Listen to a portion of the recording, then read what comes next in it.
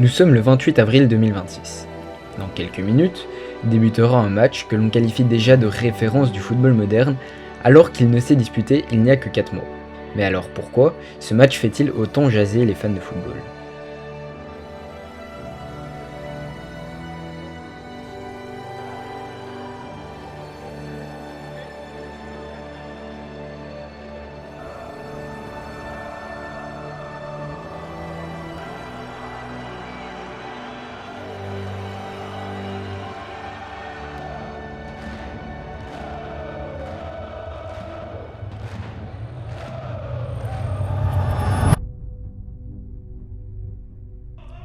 Dès le départ, ce match est loin d'être anodin. Tout d'abord, c'est la deuxième fois de la saison que les deux équipes s'affrontent. En effet, le 4 novembre dernier, le Paris Saint-Germain recevait le Bayern Munich pour un match de phase de Ligue en Ligue des Champions.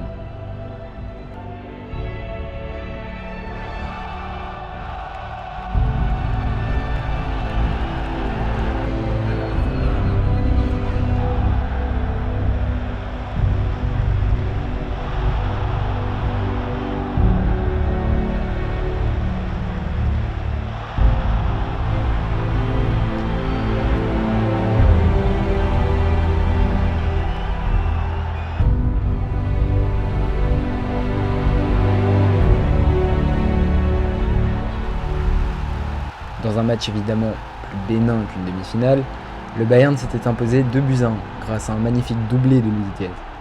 Ce dernier, qui s'est dit qu'un doublé n'était pas assez et qui est allé tacler violemment Achraf Hakimi, le blessant pour 1 mois et demi. Un geste que l'on peut qualifier de fou, vu le match qu'il était en train de pondre. Le Bayern finira le match à 10. Les deux équipes s'étaient aussi croisées en demi-finale de Coupe du Monde des clubs durant l'été 2025. Au bout d'un match tendu et intense, c'est le PSG à 9 qui s'est alors qualifié pour la finale.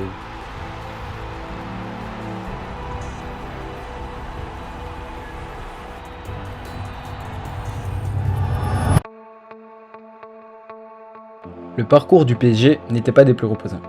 Suite à une phase de ligue compliquée, ils peineront à finir dans les 8 premiers. Les Parisiens, qui finiront 11e au classement général, se verront affronter l'AS Monaco.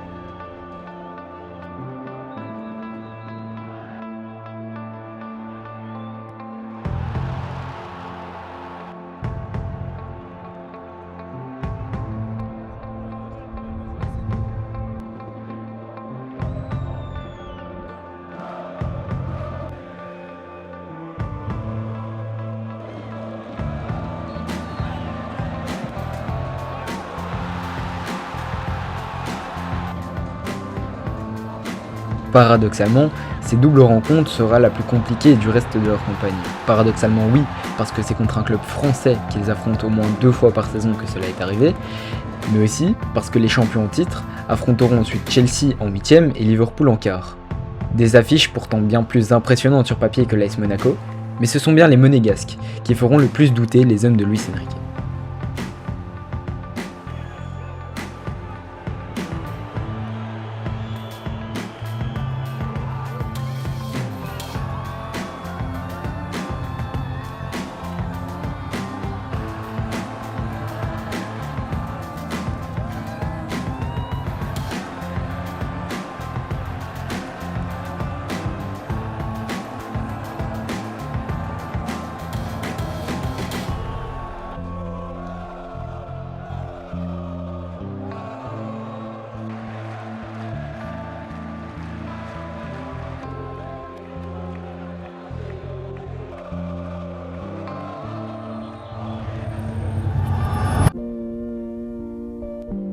Du côté du Bayern, c'est un parcours nettement mieux maîtrisé. Avec 7 victoires pour une défaite, les hommes de Vincent Kompany termineront la phase de ligue à la 2ème place, 3 points derrière les Gunners. Comme ils sont dans les 8 premiers, ils n'ont pas de match de barrage et sont directement qualifiés pour les 8ème de finale. C'est l'Atalanta qui le pulvérise 4-1 en Allemagne, puis 1-6 à Bergame. En quart, les Bavarois se verront affronter le Real Madrid. Après un premier match très équilibré, le Bayern s'impose 2-1. Le match retour, que les Allemands jouent à domicile, tourne à leur avantage puisqu'ils le remportent de 4-3. Ce match les envoie faire face au PSG 2 semaines plus tard pour les demi. Je vous l'ai caché depuis le début, mais si cette écriture est si simple pour moi dans cette vidéo, c'est parce que ce match, j'y ai assisté. Je vais donc pouvoir poursuivre la vidéo en vous racontant comment j'ai vécu ce match depuis les tribunes du Parc des Princes, en tant que supporter parisien oui, mais surtout en tant que supporter du football. Tout le monde le savait, ce match allait être stratosphérique. Non seulement les deux prétendants étaient alors sans doute les deux meilleures équipes du monde, de plus épargnés de blessures, mais les acteurs principaux, ceux sur qui tous les yeux allaient être rivés, étaient sur le côté du terrain. Luis Enrique, élu meilleur entraîneur du monde, allait devoir placer ses pions face à ceux de Vincent Kompany. Le risque dans ce genre de match est souvent qu'en vue du match retour, les deux équipes se guettent sans trop oser attaquer. Heureusement, dès la 16e minute, sur un tacle mal négocié de Willian Pacho sur Luis Diaz, Sandro Scharer, l'arbitre du match, accorde un pénalty au Bavarois. Le fou a fait vriller la tour adverse. Celui-ci est transformé par Harry Kane, qui ouvre ainsi le score à la 17e minute. Le roi a pris ses responsabilités en main.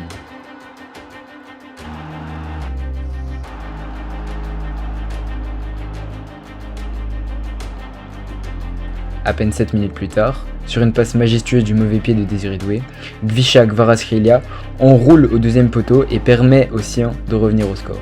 Chaque équipe a ses fous, mais ceux sur la pelouse ce soir-là viennent d'une autre dimension. À la 33e, c'est João Neves, petit par la taille, grand par le talent, qui offre l'avantage aux Parisiens sur une tête croisée qui trompe le portier allemand. Avantage éphémère d'ailleurs, puisque Michael Olise profite d'une défense parisienne trop laxiste pour venir égaliser à la 41e. Après une course magnifique guidée par son pied gauche, le second fou bavarois vient planter le ballon dans le plafond de sa feneuve. Les spectateurs ont à peine le temps de souffler, et Davis aussi, puisque le Ballon d'Or 2025 envoie le ballon sur le bras du Canadien, provoquant ainsi un penalty. Juste avant la mi-temps, un moment idéal pour reprendre l'avantage. Ousmane Dembélé ne manque pas, puisqu'il convertit son penalty, marquant ainsi son 17e but de la saison. 11 minutes après la reprise, Kvaratskhelia, servi par Hakimi, finit parfaitement pour offrir le deuxième but d'avance au sien. C'est seulement 2 minutes plus tard que le match sera définitivement plié, quand Dembélé viendra inscrire son doublé suite à une action individuelle du Golden Boy. La dame a servi son rôle. 5-2.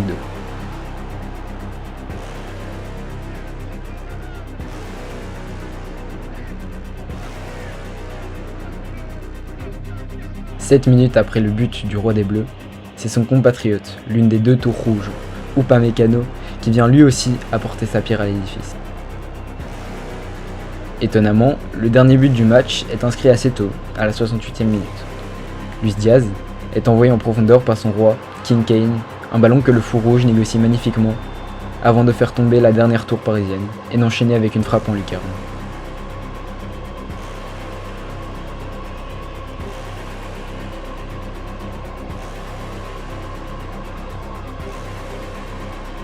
Voilà, c'est fait. Les 9 buts qui ont fait de ce match un moment d'histoire sont inscrits. Il reste encore 22 minutes à jouer, et quoi qu'il arrive, c'est le match retour qui décidera du second finaliste. Malgré un match tendu, rempli d'intensité, Kompany viendra saluer Luis Enrique pendant son interview. Le tacticien espagnol qui d'ailleurs semble lui aussi en avoir bien profité. Il avouera d'ailleurs I've been managing more than 15 years and I think it was the most exciting match that I've managed. And I have to congratulate Bayern Munich and also my players because we played sensational and it was a great show. Son collègue belge se dit satisfait de son équipe, lui qui a assisté au match depuis les tribunes pour cause de suspension. En même temps, j'ai aussi apprécié le travail de l'équipe, la mentalité de l'équipe, et puis je respecte aussi le fait que c'est un match pour ceux qui aiment le football, je pense aujourd'hui. Je préfère qu'on n'encaisse aucun goal, je préfère qu'on continue à marquer nos buts et qu'on ait les mêmes occasions qu'aujourd'hui. Mais je sais qu'il y a de la qualité sur le terrain et puis ça, on ne peut pas le faire à moitié, soit on va complètement ou soit on se bétonne complètement derrière. Et c'est pas l'objectif pour nous ni pour le PSG, ça a fait un beau match. C'est un match pour ceux qui aiment le football. C'est peut-être ça, le fin mot de l'histoire. Dès le coup de sifflet final, les médias s'enflamment. Certains qualifient la rencontre de match du siècle ou de démonstration de football total. Un contraste se crée avec l'affiche du lendemain. Les Colchoneros recevront les Gunners. Deux équipes cette fois-ci mieux connues pour leur style de jeu beaucoup plus défensif. Bien moins impressionnant certes, mais tout autant tactique que notre match. Ce sont les deux facettes du football, celles qui en font le sport qu'on aime. J'espère que j'ai pu, pour certains, vous rappeler de bons souvenirs, pour d'autres vous faire découvrir un spectacle dont vous n'avez pas eu l'occasion d'être témoin. Si la vidéo vous a plu, je vous invite à laisser un commentaire, à liker, et si vous êtes de bonne humeur, à vous abonner. Merci.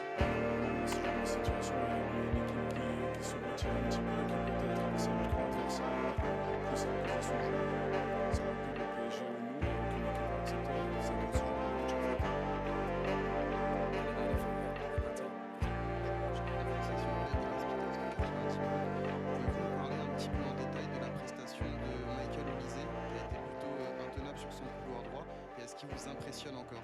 Merci beaucoup. Sur certains, mais l'autre de l'autre côté était pas mal non plus.